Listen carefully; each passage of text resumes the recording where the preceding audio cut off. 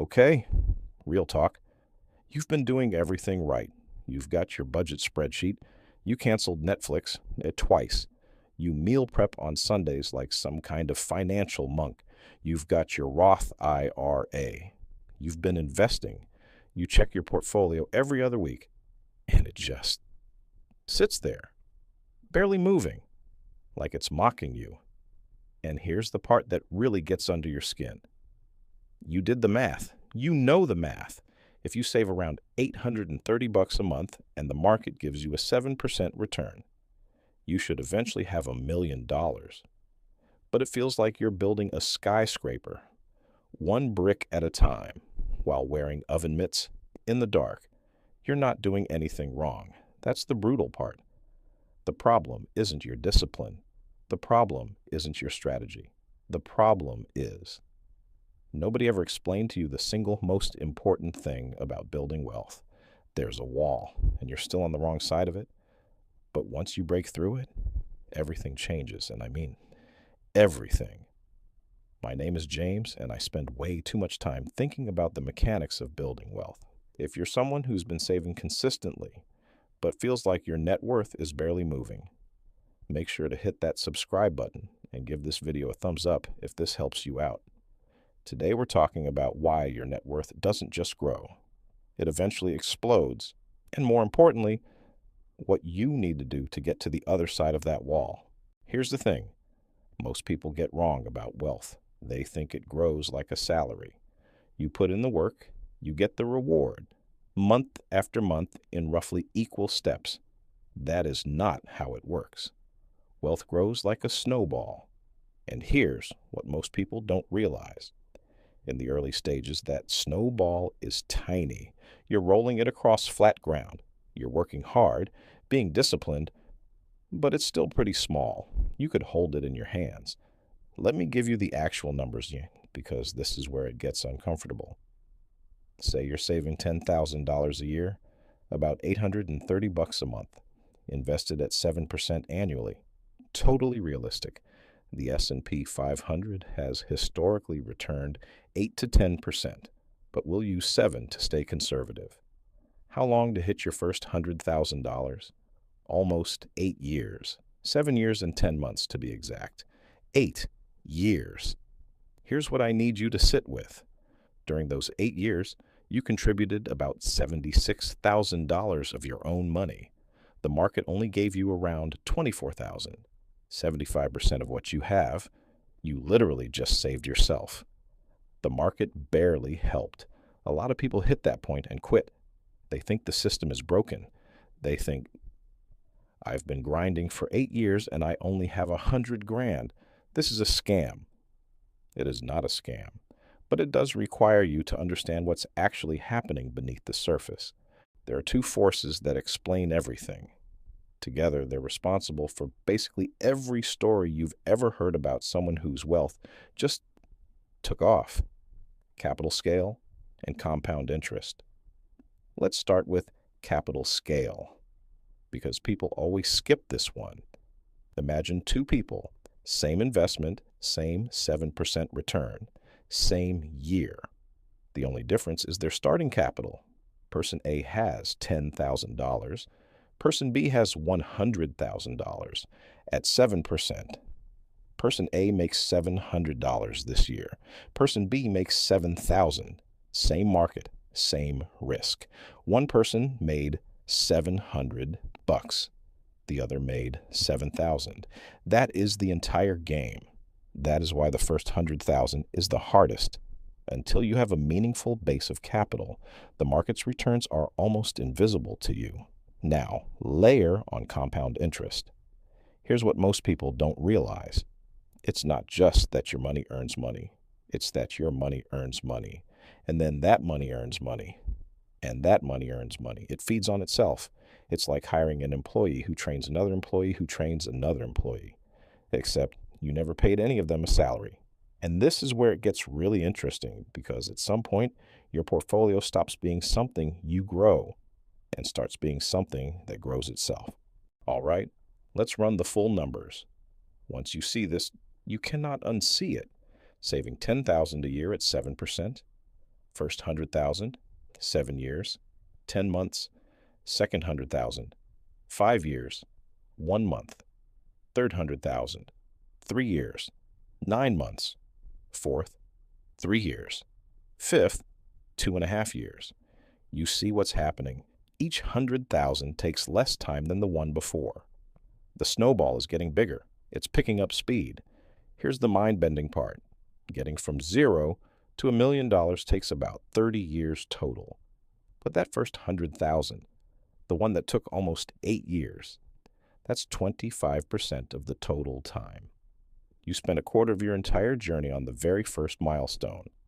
And by the time you hit $1 million, roughly 70% of your wealth didn't come from your contributions at all. It came from market growth. You put in around 300,000. The market gave you 700,000. The money started doing the heavy lifting. You became the supervisor. You check in, make sure things are running. And the money does the actual work. Charlie Munger, Warren Buffett's partner, one of the greatest investors ever, once said getting to that first 100,000 is brutal. It's the hardest part. And once you get there, the compounding takes over.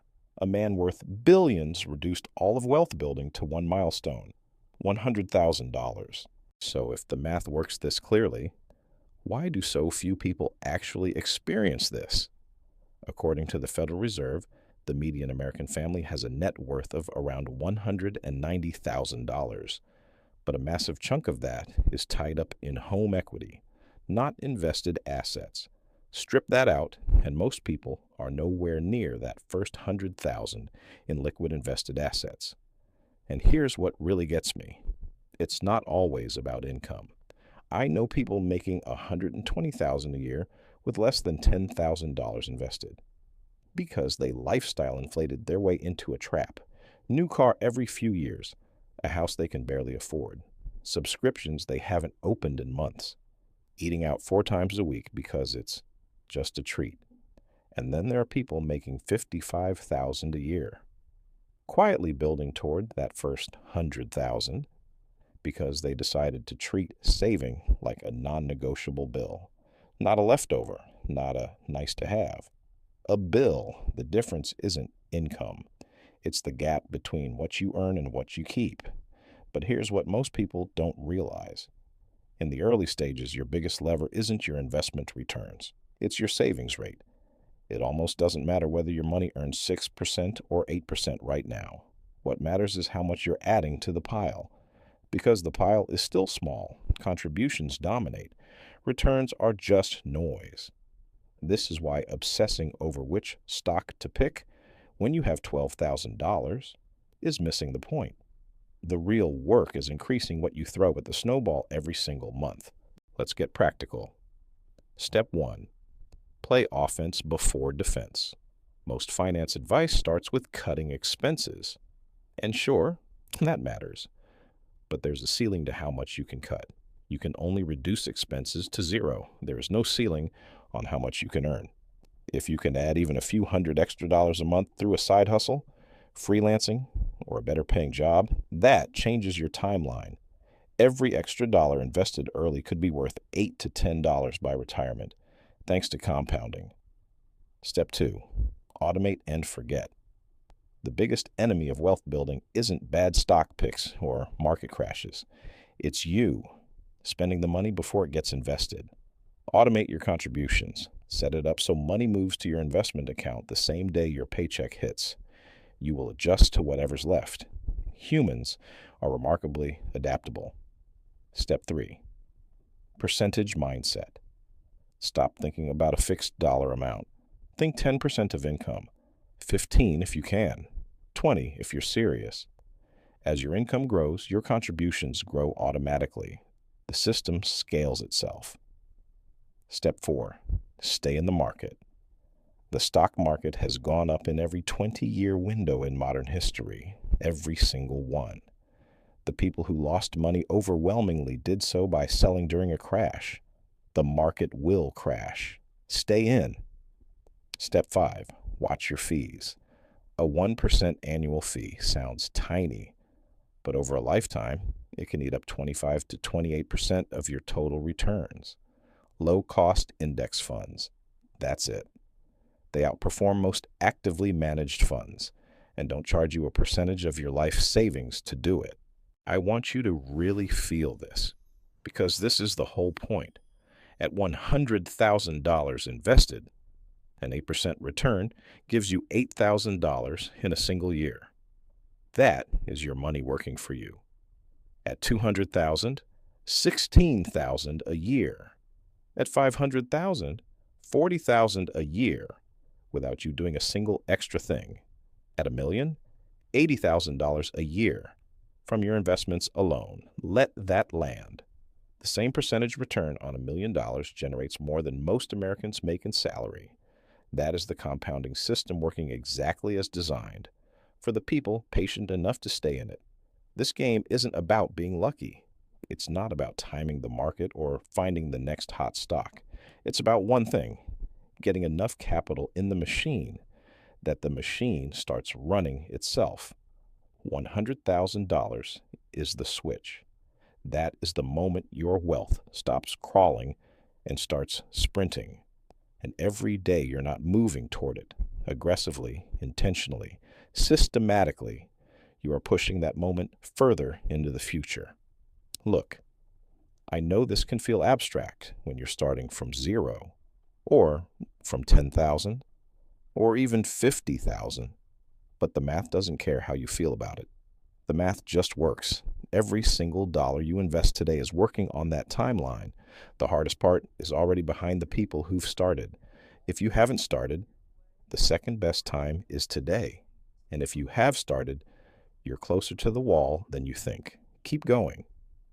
If this video helped you or shifted your outlook on building wealth, do me a favor. Share it with someone who's been grinding away at their finances but feels like they're not getting anywhere. They might just need to understand what's waiting for them on the other side of that first 100,000. I'll see you on the next one.